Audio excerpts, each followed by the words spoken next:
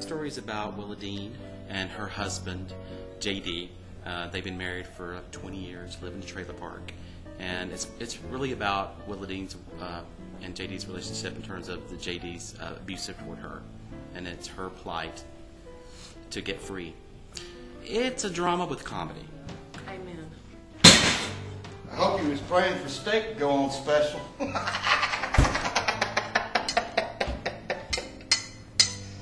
Oh, now come on. Laugh. I made it funny. So that's your problem. You ain't got no sense of humor. I do too have a sense of humor. Willa Dean is an abused wife, but she's got a lot more to her than just that, of course, as anybody who actually lived that kind of life would. She has this whole background with her husband that wasn't always the same as the situation that it is now. That's something that's grown over time. I've had it. This is my house, and I say what's what, and you are forbade to watch TV anymore. Got it? Willa Dean has a neighbor, and her name is Lasagna, but it's spelled Lasonia. But she's very creative with her name, as they say. Ooh, maybe you can kill JD somehow. You know, feed him some Drano. Cock him upside the head with a lead pipe. Or you can chop him up into little pieces, put him in the refrigerator, and back him up to a tree shedding machine. To a lake with a tree shedding machine, you know. Well, her neighbor is Raylene Hobbs, who lives in number 7.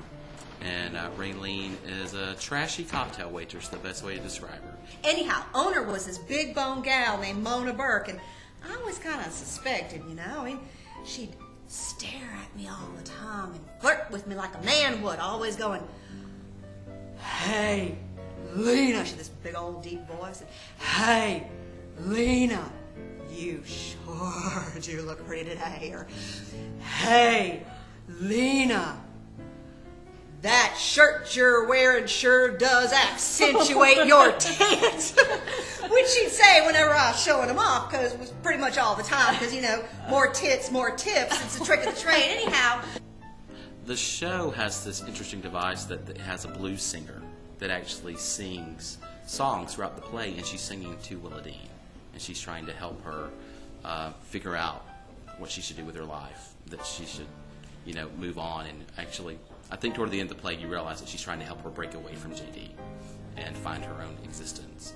Leads a life so ordinary that it's almost kind of scary. On the sofa, they're showing her watching over Jerry Springer and Montel. Oh, and Sally Jesse Raphael before they canceled her ass. There does have to be a lot of trust with Travis, who plays my husband, because there are scenes where he beats me up, and they've been choreographed obviously by a fight choreographer, but there's always that potential when somebody, you know, rears their hand back like they're going to hit you, there's always that potential that they might accidentally really hit you, and so you do have to put your trust a lot in that other person. Say it! I'm sorry. We're trying to take the one true pleasure away from your hard-working wife. Yeah, you're sorry, right? As a director, it was, you know, a challenge trying to put together, you know, all the dramatic elements, all the comic elements. But one thing that I always tell actors is that you have to believe the story you're telling. I think we all have those times in our lives where we feel like we've hit bottom and we don't know how we're going to climb back out. And certainly I think that she hits bottom in a way that hopefully most of us will never have to experience. But I think there is also hope for her. Somewhere along the line in here, she'll be able to rebuild her life. And you kind of think, well, if somebody who is that far down can do it, then that gives me hope that I could do that too. There's always a way back up from wherever you are.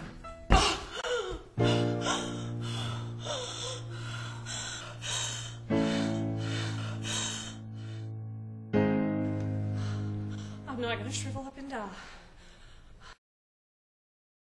I'm not going to shrivel up and die. I'm not going to shrivel up and die.